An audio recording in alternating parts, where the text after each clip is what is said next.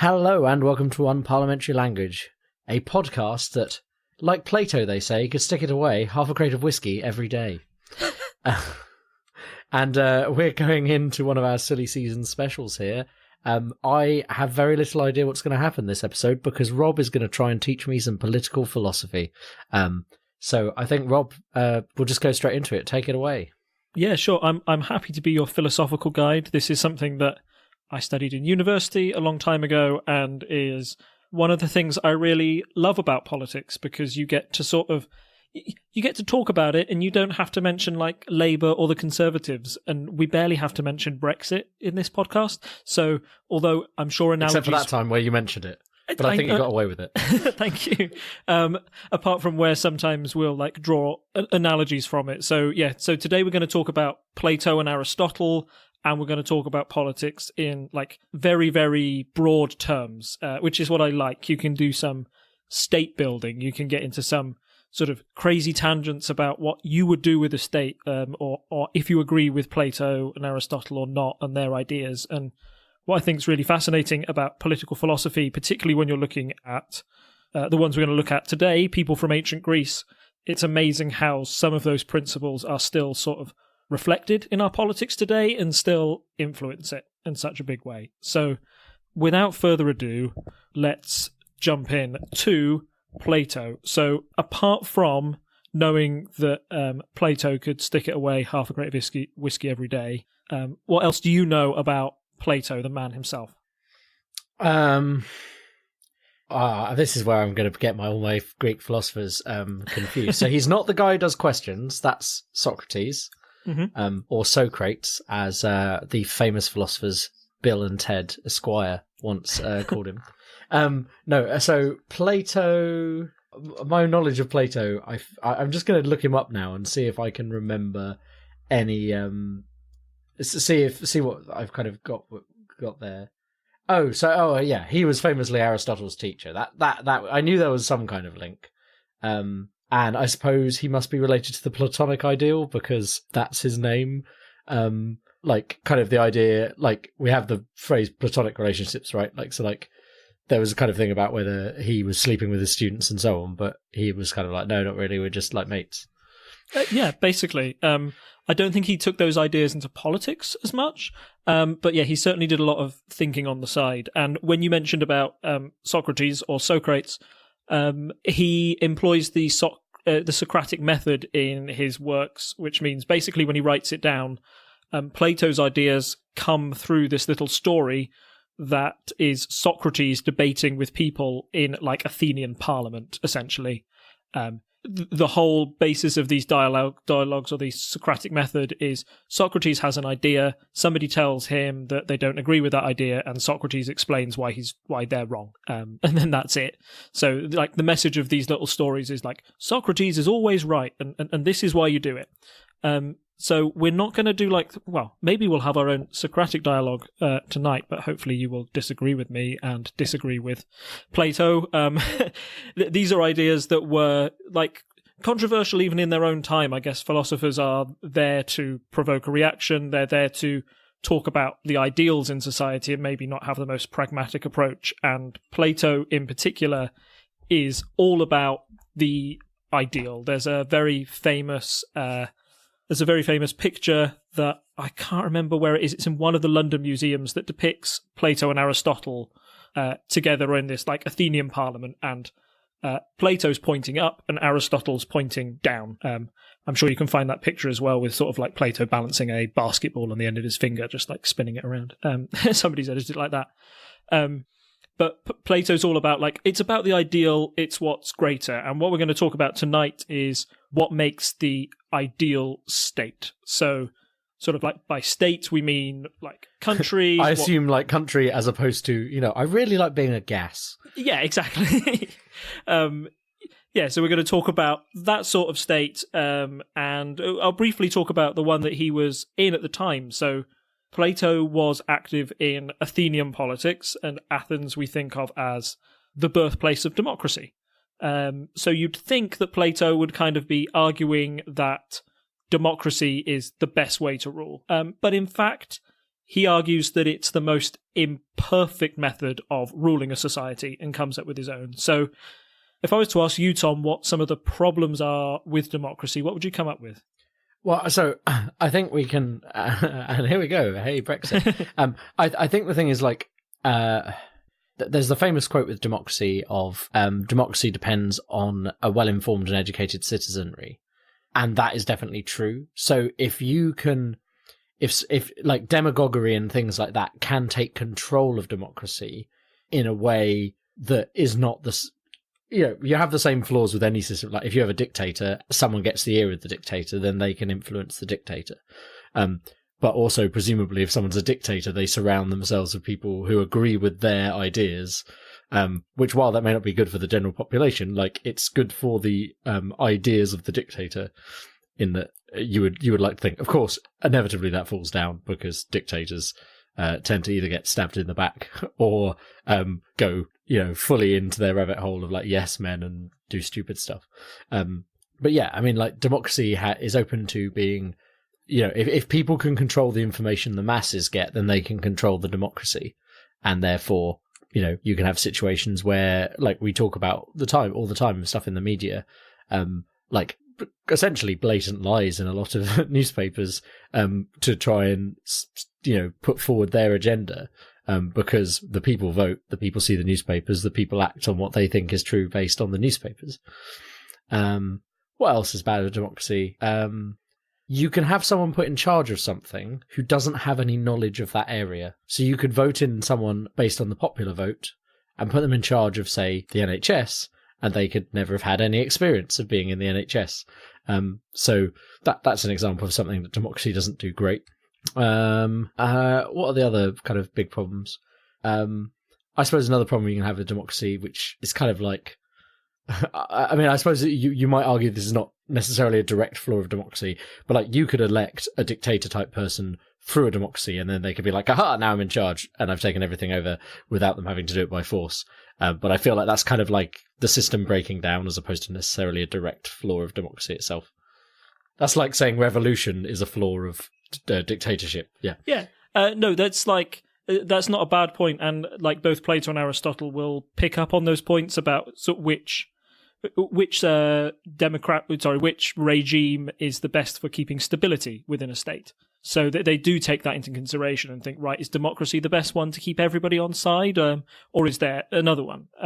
So to go back to Plato and his sort of criticisms of democracy, so first of all, he says democracy allows for excessive freedom, which sounds a bit bizarre in our day and age, because I think the idea of excessive freedom might be a little bit alien to us who live in a Western liberal democracy where the ideas of freedom of speech and individualism are sort of pressed to their very core nature. That's what being part of democracy is all about. Plato says that essentially democracy allows people just to do whatever they want, and it becomes kind of like an anarchic society if everybody's working in what he calls self-interest. So Plato is ultimately obsessed with the idea of justice and what makes a good state. And a good state is one that acts in the common good of all of its citizens, rather than one that acts with people just being self-interested about their own desires and goals. So, for example, Plato thinks that the ideal society would be one where all citizens are treated, where all citizens have the same benefits from the state. It's worth pointing out at this point that the ancient Greek view of citizen differs from our own view of citizen. They had slaves. Women were never really considered to have a vote there. So there's a lot of caveats to Plato's argument. But still, he thinks that it's one where democracy is, only really, it fosters a culture where people act in their own self-interest. One of the reasons why this happens is because Plato essentially sees equality as being a bad thing, which is, again, kind of bizarre. It's quite a different concept to how we see things nowadays. Yeah, precisely. So to get you into the mind of Plato and why he says that equality makes everybody think that they have an equal skill and a right to rule. And this is kind of tying into your point about people who run the NHS without having been in the NHS, okay? He says that that means that any Tom, Dick, or Harry off the street can say, I can run the NHS because it's my right to do so. I have an equal right. And he said that's not what ruling is about. If you have a society that's based on equality in that way, then the only people who are going to come into politics are those who seek power and those who want power for power's sake. And in particular, these individuals in themselves are open to corruption. I think, again, you mentioned it, that in a democracy, the general populace is open to being, swung by the media or misrepresentation of other things in society. And they all play on ways of corrupting the ideal of the state, making people stop thinking about what's good for the state as a whole, and they start thinking about what works best in their interest. And that allows them to elect people who, although they might serve a selfish interest, would actually put the goal of the state at risk. Does that all make sense? Yeah, I think I get the general concept. Yeah. And again, like we can apply that to like modern day scenarios, like you were with, certain votes being swayed by people, by the media, by newspapers running certain articles on things, saying that, oh, this group of people is bad, therefore, like negative media that makes you think, oh goodness, I want to vote for that person for my personal safety, even if it means that the country looks a bit worse off. It also says that the kind of, if we're talking about individuals, and I'm going to use our other subject that we usually talk about in the podcast, but like Trump, I think Trump is a really good example of somebody who maybe came to power for power's sake and did it in his own interest. And Plato, although he admits that sometimes democracy gets it right and you can get good leaders through the system, and people who, sometimes people will like a popular person who puts the state first, this is too open to chance and consequence. And as soon as you've got one, you can replace them with somebody who's really awful instead. It's interesting because that's often kind of a similar criticism is often levelled at the idea of monarchy. So, like, we currently have our queen. She's pretty good at doing all the queenly duties, which are not, obviously that's been divested from what the state does. I mean, it's kind of there are formal functions involving the queen, but the actual day-to-day of the state is democracy. But you have people talking about, again, not wanting to talk about the Brexit party, but Nigel Farage has gone on a rant in the news recently about the monarchy, and but people talk about, oh, well, we don't want this person to become the next king or whatever, like people often talk about, like, I mean, it tends to be more of a joke with Prince Charles. I think people have got used to Prince Charles as he's aged, but like people always tend to joke, oh, well, like the Queen will live forever and then he won't get to be king or whatever, that kind of thing. But you definitely have, like, we have George III, who famously had mental health issues. But lived to a ripe old age. So during that time, he was still ruling the country. Yeah, so you kind of get a similar argument leveled against things like monarchy, where, oh, well, you can have a good king, but of course you could have a bad king or a bad queen. It's interesting that the argument sounds very similar, but leveled at democracy.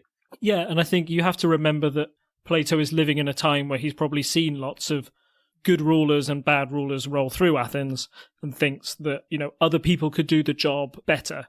And I'll move on to what he talks about how he sees like society being organized and how you eliminate all those problems of what you quite rightly picked out are the problems with monarchy, and how you sometimes get good leaders and bad leaders. So I'll quickly move on to how Plato sees society being ordered, and then which sort of class of people he thinks are basically the best to rule. So Plato splits society into three essential pieces. I think this is really interesting because throughout history and even in our modern democracy, we tend to split society into three pieces as well. You would say sort of like lower class, middle class, upper class, particularly in like British politics. That's dominated our mindset for the past 200 years, or for as long as we had a parliament. So Plato splits it up into the noble, which is sort of like your kings, your aristocracy, or their equivalent in ancient Greece. The rich, which would be seen as like merchants. They're your middle class. They're the people who are running the economy but have no sort of noble status, and the poor, which make up sort of like the majority of people. He essentially says that this should be redefined slightly and that the people should be split very clearly into 3 roles. So the poor will be your producers. They'll be the people who man the farms. They'll be the people who fish.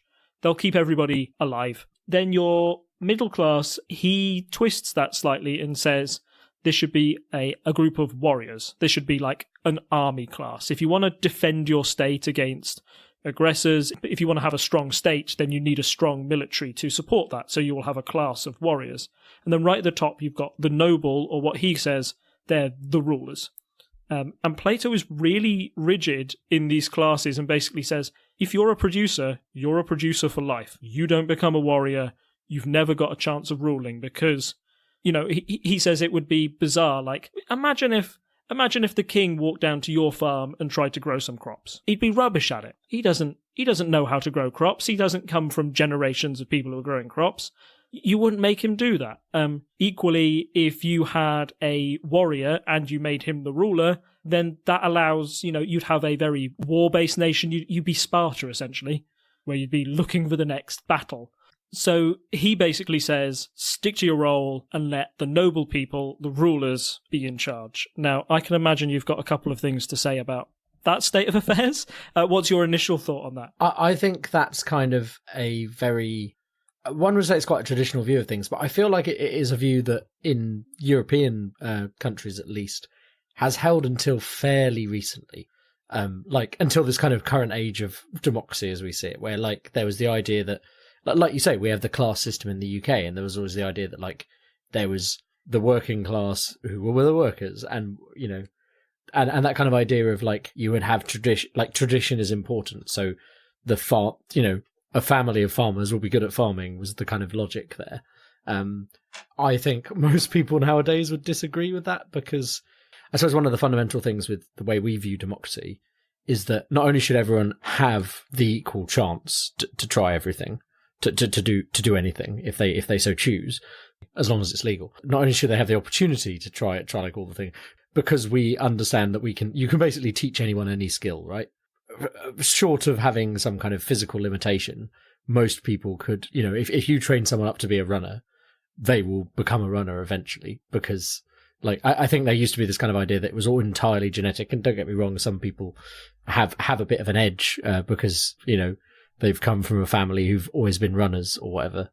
We do see kind of differences between in long distance running between nations and so on. But that's it's not necessarily with enough backing and money you can seemingly make anyone a good sportsman. So that kind of idea is very opposite to this idea that you kind of stay in your rigid roles. And I suppose it's probably one of the things we talk about. We talk about freedom, it used to be kind of the jokes you get in Monty Python sketches where oh, my son's gone off to London and he's no longer a miner and stuff like that. And we've always been miners, even though they were probably only mining for 100 years. But nowadays, I think most people would be very accepting of the idea that your children can do whatever and aren't going to do what their parents did necessarily. Yeah, precisely. This is very sort of anti-social mobility, I guess. And there just weren't the opportunities back then, or they weren't fostered in the same way. This is, I would argue, this is maybe where some of Plato's ideas are the least suited to modern day. But as you said, it doesn't take you don't have to go that far back in history to see a time where these ideas could almost be directly, pasted across and see why people took that view at this time. So Plato argues that the noble should be in charge. They should be a class of rulers. And who makes up this class of rulers? Well, Plato argues that it is, surprise, surprise, philosophers. Now, I know there's a bit of a flaw in this argument in the fact that Plato himself is a philosopher. So is this basically Plato saying, I'm the best guy to rule? It kind of is and it kind of isn't. So in the Socratic dialogues, I think that's one of the first arguments that's made against Plato.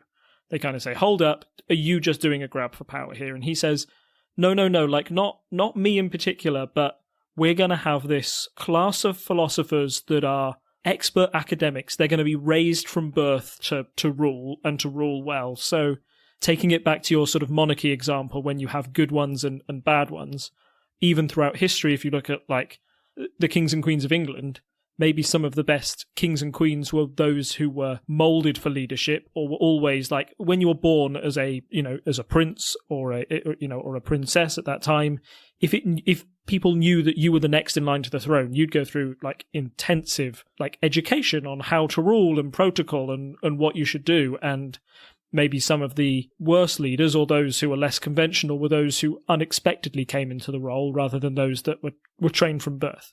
I get that idea that they're trained from birth, but I think that kind of does tie into the point I was making, where we understand that given the correct training, any person could do anything. In the past, people were born to that kind of role, and they were trained up in that role. And kind of the difference we're saying is that nowadays we'd say, well, if you trained anyone to be a politician, they could be a great politician. That's a really good point. That's something that Plato deals with when he's talking about the more like minutiae of how these states are built. His ideas are a bit mad, and I'll go into detail about them later, because I think when Plato goes into like the nitty gritty of his ideas, it really breaks down, and you think, what is this weird society that seems to have come out of like The Prisoner or some sort of like weird documentary like that? You just think this is nothing like this has existed on Earth. But his idea was, it was a bit of a meritocracy. He says that you kind of train everybody up, you at least train people up to be rulers, and then they're assessed. And then about the age of 50, those people who have proven themselves to be good enough academics or good enough people to rule the state, then they get put into the role of leader. So you will get the best person for the job. It's not just about being born into that role and sort of like, whoever you are, your dad just happens to be king, you're the king. That's an imperfect system in Plato's mind. Plato imagines that it will come from a pool of people. But where you get this pool of people to start from, or where you'd get these children to train up in the first place, is always a big question mark. And it's kind of one of the fundamental problems when you're dealing with philosophy, is that you start with these big noble ideals, and if you take them in a vacuum, it kind of sounds like it makes sense that the best trained person becomes leader, and it makes sense that the best trained people would have been trained from birth. But is it practical to raise the whole nation in that way? Probably not. So where are you going to get your first children to try out this philosopher program?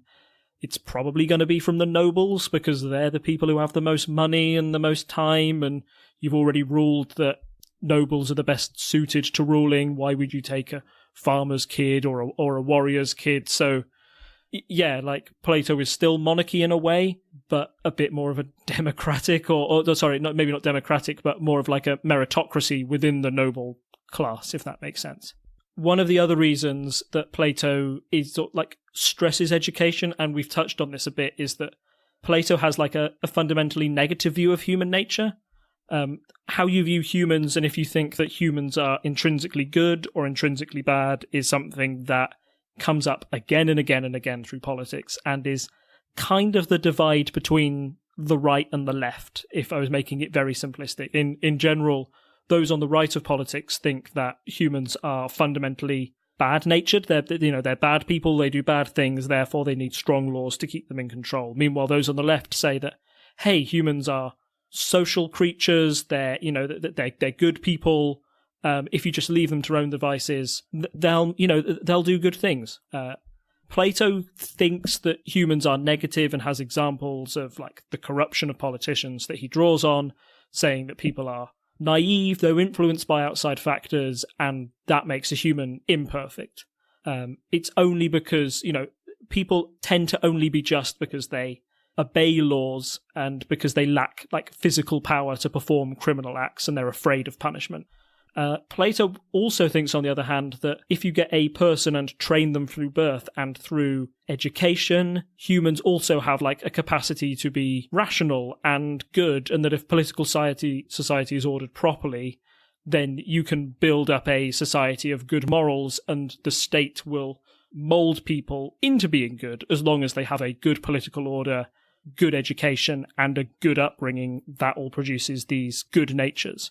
So if you take the temptations of the outside world away, then you create this perfectly good citizen who acts in the interests of the common good and becomes the perfect ruler. So I guess what I wanted to ask you at this stage is, what temptations would you remove if you were sort of training this ultimate ruler?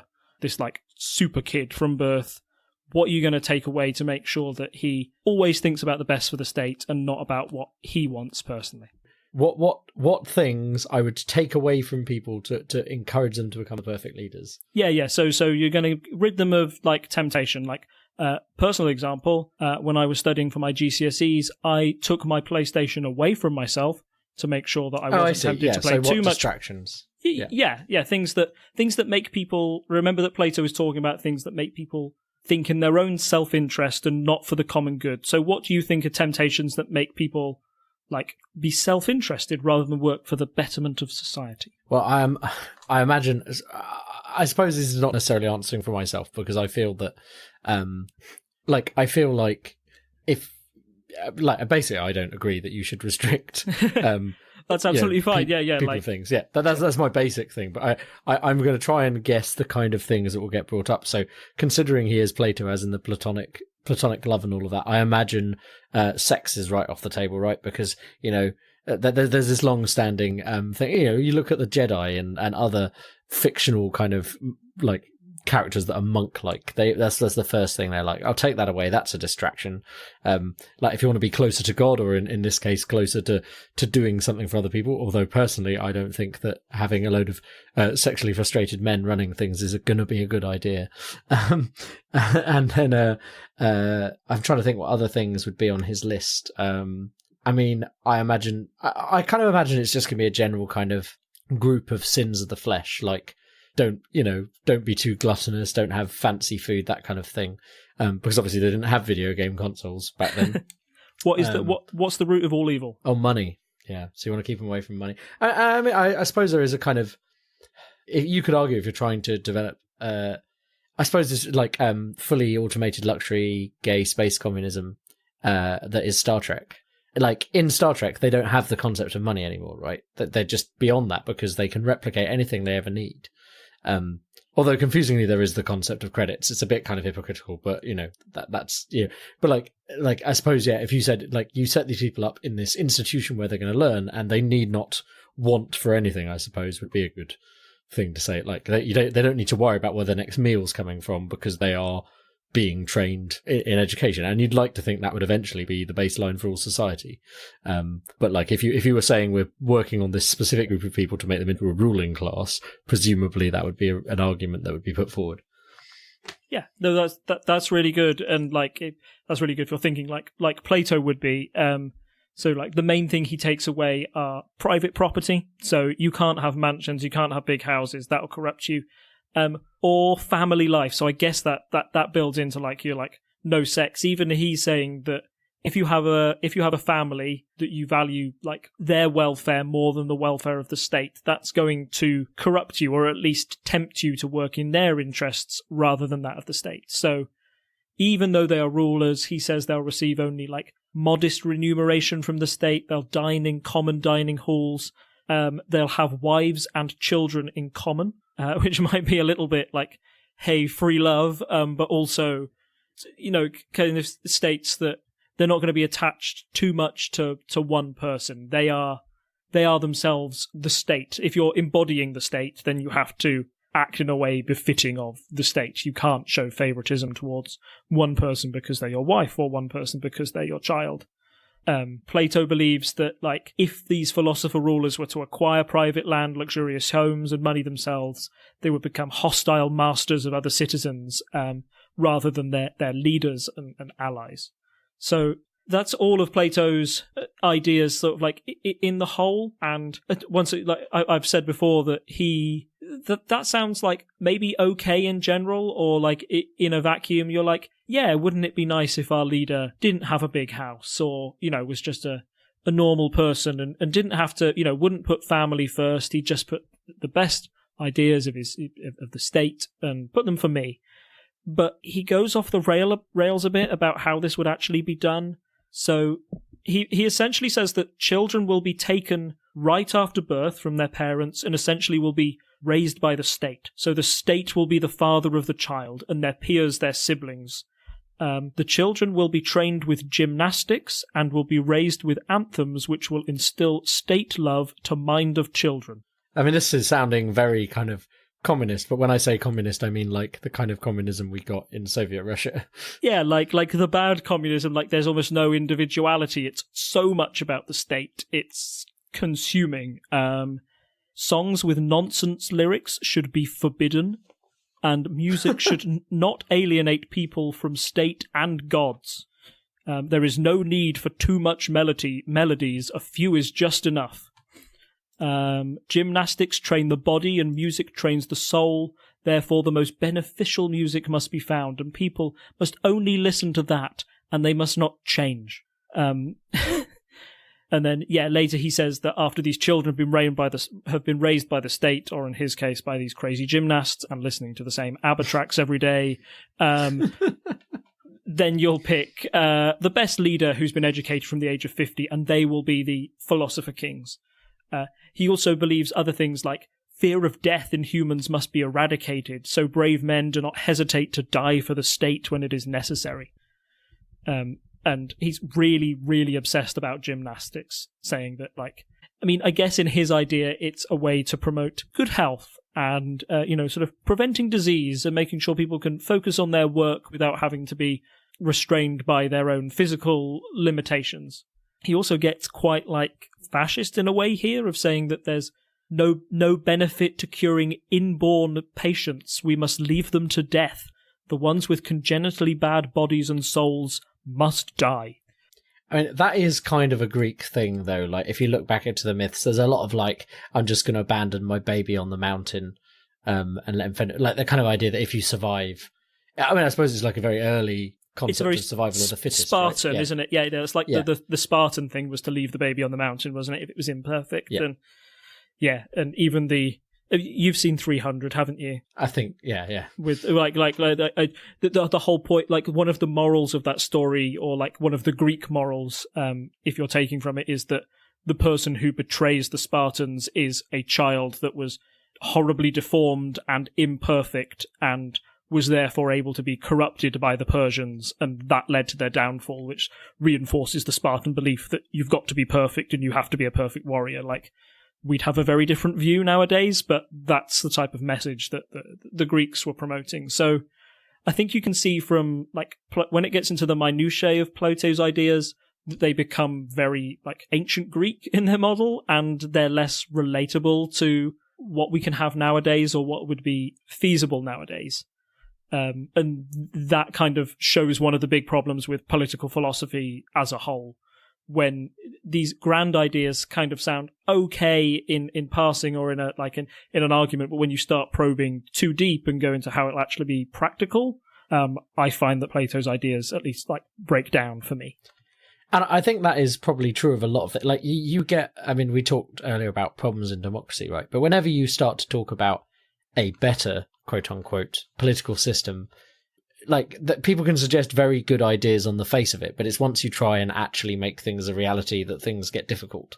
There are a lot of people who I think would say that communism is a great idea on paper, but every version of it we've seen has been entirely corrupt and awful. There's a lot of this kind of stuff with political theory where it's well, this would be just great if people didn't act like people, and money didn't corrupt, and all these other things that are real parts of real life, and kind of deciding political ideas in a vacuum, in a philosophical kind of way, might not be that applicable to real life. So with that in mind, I'm going to move straight on to Aristotle, who is a student of Plato and has a very different idea. And I mentioned it earlier, but the thing about Aristotle is he tries to take the ideas of Plato, but make them more practical. That's his idea. Aristotle was very much like a man of science, and he didn't, or ancient Greek science, I'm going to use that very wide term because scientific thought didn't come until much later, but he at least did some of the data gathering and tried to say, look, I like your principles, but I'm mostly going to relate things to what I see in real life, and what I can observe around me is how I'm going to be informed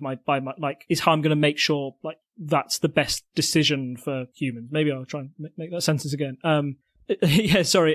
Aristotle is very focused in what you can see, taste, and hear. If he sees a good example of something working, he'll say, right, I'll use that as my example and try and work out why that works, rather than thinking, this thing is good. This thing is just the best, and that's why I'm following it. As we've seen, Plato's all about these grand ideas that break down when you actually put them under a microscope. Hopefully Aristotle's ideas will hold up a little better, or do so in my opinion, but that's my classic Aristotle bias coming through. I'm sure you've met many like me on the street. Aristotle has an idea of that there are basically 6 types of regimes that exist in the world, or the ancient Greek world at that time. But I think they're generally applicable nowadays. So you've got rule by one man, rule by a few men, or the rich, or rule by many, which is the poor. And there is a good type and bad type of each.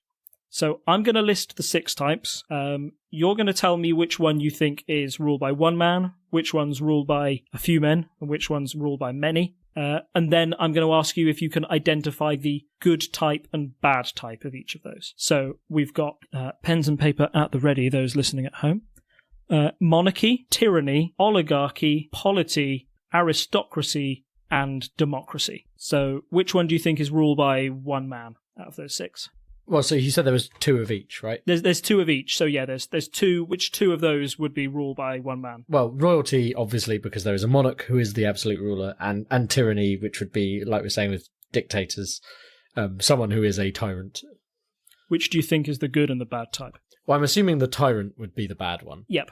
Because, like, especially in olden days, they're like, oh, you're king by virtue of God or gods. Well, I mean, I suppose in Greek myth, it's normally they are like a demigod anyway. Most of the kings were like, oh, Zeus was my dad a long way back. And so the difference between a monarchy, if I just say good and bad, if you think that Aristotle is a student of Plato, what do you think Aristotle's basing a good system of government and what makes a bad system of government? I mean, I suppose it's similar to like we're saying, like the idea that they get perverted by one particular, like the idea that if you have a wife or whatever, then you put her interests ahead of you. So presumably the idea is that like the monarch, while on their own, is trying to rule for the good of their country, whereas the tyrant only cares about themselves. Perfect. Yeah, that's spot on. So let's move on to the next one. So ruled by a few men or the rich. Which 2 regimes do you think fit into that category, and which one's the good one and which one's the bad one? So I'm assuming that's aristocracy, which is a few nobles, and then oligarchy. Is that the other one? Yep, that's the other one. And which do you think is the good and the bad one here? Again, same argument. I mean, he's going to be pro-aristocracy because the nobles are kind of, in the same way, descended from gods or God, and the rich are going to be entirely fueled by money, so oligarchy's bad. Perfect. So finally, that leaves us with our last 2, which is polity and democracy, which is ruled by the many or the poor. Which one of these 2 do you think he thinks is the best form of government, and which is the least good? So I assume it's going to be that the polity is the better one, because I suppose, like the argument we had before from Plato, of democracy being bad because those people aren't necessarily made to be rulers. So again, it's kind of the same argument. If we have a political class who have been trained to be politicians, then they will rule well for all of the people. Bosh, you got it in one. You didn't fall into my trap and say democracy is the best. So congratulations. You've passed the first test. Finally, he ranks all 6 of these from the best to the worst. So how do you think, would you have your own ranking? And how do you think Aristotle would rank these? So ranking all 6, or just ranking all he thinks the best one? Like ranking all 6 and thinking like which one. Let's go with Aristotle's first. So which system of leadership do you think Aristotle thinks is the best, and which one do you think like going down to the worst out of all of those 6? I mean, I think essentially it's going to go. I think it's so we've got a graph. We've got like a grid now in the chat. And I think it's going to be the best is the one that he considers generally good with the many. So it's going to be polity is best. And I imagine it's going to go from right to left and then right to left again. So I think he's going to say polity is the best, aristocracy next best, monarchy third best, then democracy fourth, oligarchy fifth, and tyranny the worst. Close. So Aristotle goes monarchy, aristocracy, polity, democracy, oligarchy, tyranny. Oh, okay. So he thinks one person ruling is better than many. Yes, essentially. His theory behind this is a bit like Plato's. It's very similar. He says that if you have one person who is wholly good, who is a super citizen, who knows what everybody thinks, that's the most efficient way of ruling. That's like the one where they're really less corruptible. If you had like Jesus, I don't know, like if you had somebody at that level who's just running things and they're the best, then they're gonna be the best. But equally, if you have one person and they're the worst, then they're the hardest to get out of power. They stay in power the longest. They can cause far much damage because of it. That's why he puts tyranny right down at the bottom of the scale. If that makes sense. So, yeah, no, close. And I assume if you were to rank these, I mean, like, I would probably put democracy the highest. I would probably rank it as you did, really. Like, I would rank you as Aristotle, like, as you suggested, Aristotle. So I mean, I'm assuming here the difference, like, democracy here seems like the idea is that, like, everyone rules, as opposed to, I mean, it's not 100% clear. I think it's because they're like, oh, democracy is rule of the poor. But presumably polity is actually more like what we actually have, some kind of government where we elect leaders. So, yeah, the difference in this way. The difference between democracy and polity is really hard to kind of, because you can imagine one good person in a monarchy and one bad person as a tyrant. Like, that's really easy to conceive. And you can imagine one group of wealthy people in a aristocracy being nice and the oligarchies like corrupt corporations. And polity is a word that we hardly ever use anyway.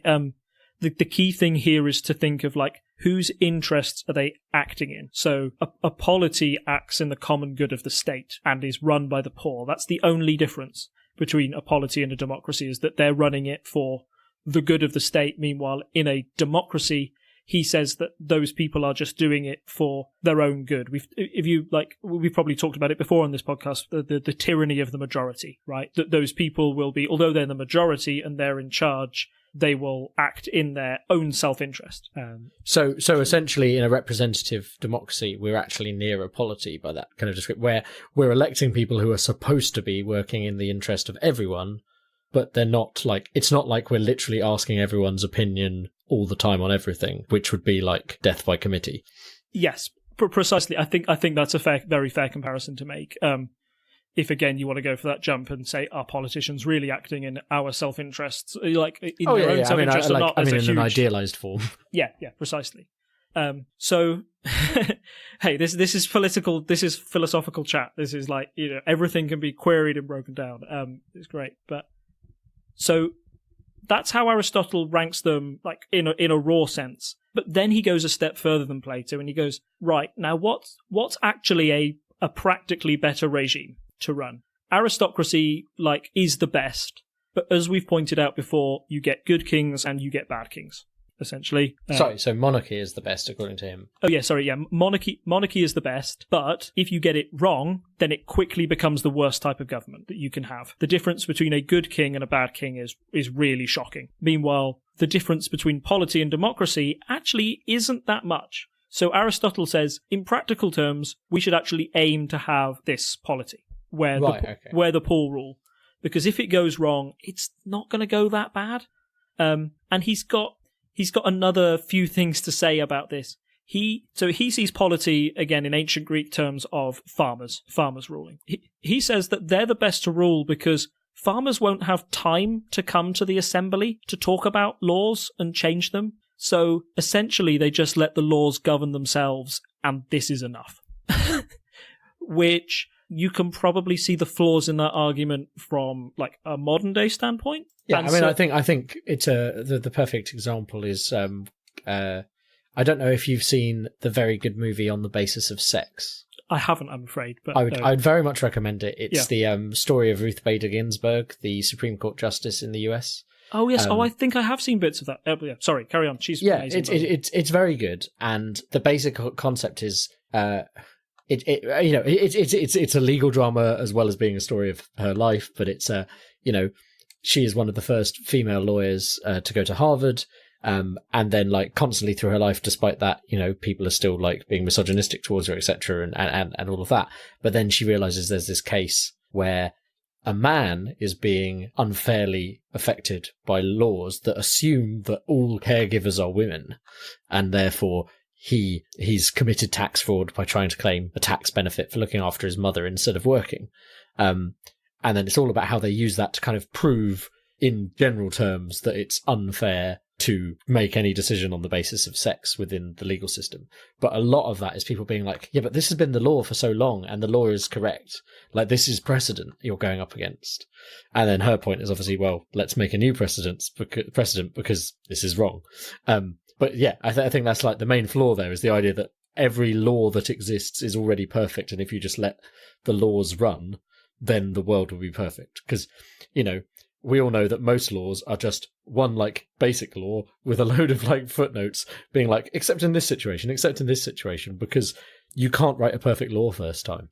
Exactly. And like, I think Aristotle skips over the point of who makes these laws as well. Like, I can't remember where he says, like, oh, these people should set the laws and that's what makes them good. They are always open to interpretation. You very rightly pointed out, you know, the notorious RBG, and how the US Supreme Court is constantly arguing over like the interpretation of the Constitution and what rights that has. And that's been a battle for over 250 years. Aristotle tries to like say there will be a Supreme Court or the equivalent. He says that, oh, we'll make sure the laws stay just by, like, when there are disputes, we'll have juries and they'll be made up of equal parts of the poor, the middle class and the rich, just to make sure they don't gang up on each other. However, in practical terms, or at least in historical terms, when I look at it, there's a very good example within the French Revolution. Have you studied the French Revolution much, or have let's just say I have read about it on Wikipedia. Yes, like I've done a fairly deep Wikipedia dive. I mean, I knew bits and bobs here and there, but it's not something I studied at school. And then, obviously, I wanted to know the context of Les Miserables, and then I read about the revolution, because obviously Les Miserables is actually set in the failed revolution. So that's inherently interesting in and of itself. But yes, I have done some reading, but, you know, I couldn't necessarily make some deep political thoughts based on it. I respect that all of your historical research is for the basis of understanding musical theatre. I have solidarity with that point. Very, very quickly, in the French Revolution, or one of the things that started the French Revolution, is that you had like a 3-part system in France where you had like the nobles, the clergy, and everybody else. And when there was a big problem in France, the king will call them to a parliament and said, how should we solve this great economic problem with France? This is the first time we've got everybody together, like all of the people who represent the poor, those who represent the clergy, and those who represent the nobility. We're going to sort out how we're going to have this, like, fix our big economic crisis. And so they all had a vote. But the problem was that the nobles had a vote of 1, the clergies had a vote of 1, and the poor had a vote of 1, even though the poor made up a far bigger part of the population than the nobles or the clergy. So every time it came to a vote saying, oh, who should pay more taxes, the clergy and the nobles ganged up and said, we think the poor should do it. And essentially the poor lost every vote, but they were the greatest in terms of number. That's a very shorthand way of saying how the French Revolution starts, is because the poor were like messed over in that way. So there are clear flaws in Aristotle's problem, and I think one of these flaws is based on the fact that he sees the middle part, like the middle class, as the best class of all, the least corruptible. He sees that, like, the middle class are, like, they're the ones most likely they're the ones most likely to listen to reason, they're the heart of the economy, they're not going to want anything to go too bad if it's bad for business. Meanwhile, the rich and the poor are always in conflict, and the rich will always organise something to take advantage of the poor, and the poor will always take advantage of the rich. They'll always govern in their own self-interest to try and improve their stake. Meanwhile, those in the middle won't. They'll try and balance things out. And this is, I don't want to go into Aristotle's ethics, but very briefly, he always thought that there's like a mean virtue of everything. You can't be. Let me see if I can grab some examples of Aristotle's virtues. I said I wasn't going to go into this, but now I'm like, I need the examples. He has too little, too much, and a virtuous mean. Yes, the virtuous mean is what Aristotle is all about. You have good temper rather than spiritlessness, which is too little, or inscrutability, which is too much. Civility is in the middle. Meanwhile, rudeness is too little civility, and obsequiousness is, an excess. Good words. So Aristotle's all about this golden mean, so that I think there's no wonder that he kind of sees the middle classes as the saviour, and I think in practical politics, that isn't always the case. The French Revolution is a very broad example of how the middle class can gang up with the rich to screw over the poor, essentially. And I think a lot of people would argue in modern politics that might be the way that things go. So we've got a lot of points there from Aristotle, but essentially he says we should get a polity that's run by farmers, or if not by farmers, then it's run by the middle class that kind of act on behalf of the farmers and will protect everything. Essentially, I think that, like, in conclusion, I see Aristotle as the more practical from Plato. He never gets too into these weird ideas of gymnasts or a super state. He's very much working with what he's got in front of him. I love how there's just the undercurrent of gymnasts with Plato. To wrap this all up, I'm just going to compare some similarities between Plato and Aristotle, and then maybe we can have an argument about which one's the best. I think I'm going the way of Aristotle, but that's me. So the similarities between Plato and Aristotle, it's clear that they're students of each other, and they're very set in that, society has three parts. And I think that model has survived the test of time, at least the fact that it's split into three parts. Maybe not the definitions that they gave them, because society has moved on in different ways, but the fact that we have those at the bottom, those at the top, and those in the middle is something that's still applicable to everyday life. I feel that maybe the questionable exception here is American politics, where they were set up, their democracy set up quite late, and their constitution is written quite late, and the whole idea of their democracy is to try and eliminate this upper class. They're not coming from a history of kings, or they don't want to instill a monarchy. They were one of the first states to say, right, we can really start afresh here and see what we can do, and we don't have to rely on an old monarchy system. We don't necessarily have to. I know there's the American Revolution where they overthrow a king, but they try and eliminate that class altogether. But I still think that you can probably argue that there is a super rich class within the United States. Capitalism doesn't have a king, but they have people who are possibly who are definitely far richer than kings. Exactly. Yeah. Then both believe that sort of the best states act in the interest of the common good. They're all about you can't have somebody working in their own self-interest. You can't have somebody obsessed about family or money. It's all got to be about these higher ideals, the idea of justice and making sure everyone's provided for. Kind of a bit more of it is more socialism in a way, what they're promoting in what the state should do and provide for its citizens. Not a capitalist greed thing. We can go into this way more later if we talk about other philosophers, if we continue this series, because, hey, guess what? Marx has a lot of things to say about capitalism. But in their whole, they're thinking that the state should act in the interest of all its citizens, and that's a very kind of ancient Greek small state ideal. It might not play up to the realities of what we think of the country today, but that's what they were doing at the time. And both of them kind of believe that at their core, one person ruling in the common good is the best form of leadership.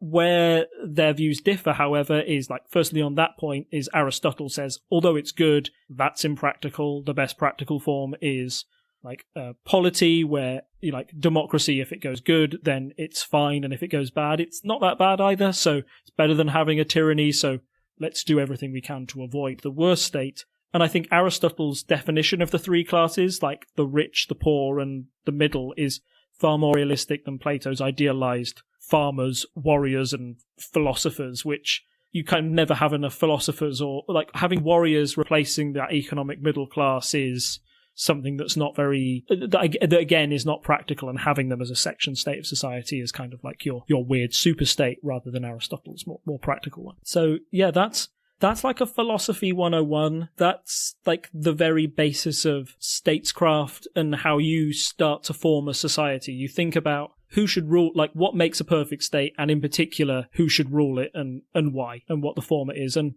I can't remember if we've done it on previous ones where we've it's always a good political experiment to say, you've landed on a desert island, you can start fresh. The desert island politics, yeah. Yeah, how are you gonna run this?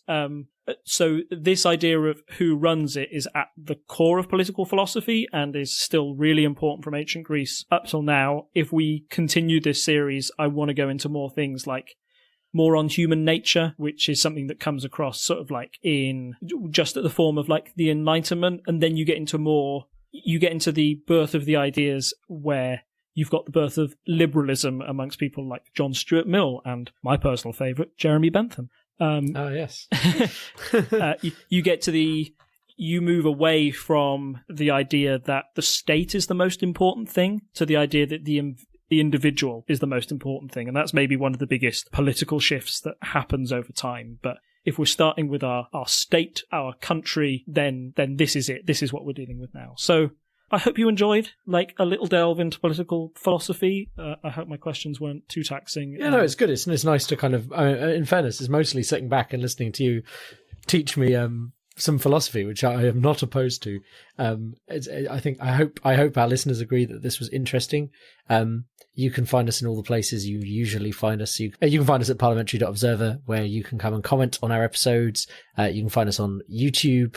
You can find us on Facebook and Instagram and Reddit. You can find us, you'll find us on Instagram and Twitter as @Unparl_podcast. You'll find us on Reddit as /r/unparliamentary, and you'll find us on Facebook as Unparliamentary Language. Also, if you want to support us, throw a few dollars our way, you can go to patreon.com/TTSS. Yeah, if you want to come along and listen in the chat, join us on Discord, chat with us. Basically, it would be great to know if you want more from this series. I know I'm interested in learning more about this, so I feel like there is definitely a will from on the podcast side of things, but it's always good to hear from people that this is the kind of thing they want to listen to during silly season. I think we've got 2 more silly season episodes we're going to try and get out before the realities of real life come crashing back down in September. But no, I thought that was interesting. Like I say, I knew bits about Plato and Aristotle, but not much. And I suppose actually philosophy is probably something I haven't really got in my podcasts. I listen to a lot of podcasts, and philosophy isn't one of them. Thanks as always, Rob, for joining me and for teaching me something I didn't know. That's all right, no problem. I feel like if I think back to how my philosophy teachers tried to get it to me, I feel they use much sort of like higher and grander language. I tend to use if I'm breaking it down too much, let me know, but I really like the idea of that's fine. It's not a thing I understand formal logic and a few things like that because I've used them in like mathematical contexts, but like philosophical terms, I remember a lot of people reading philosophy books who are friends of mine, and it's like, oh, well, this sentence goes on for several pages, and I feel that's one of the problems with philosophy. Like, it's interesting to get into, but it's the concepts that are interesting, not the way it's written. Certainly, yeah.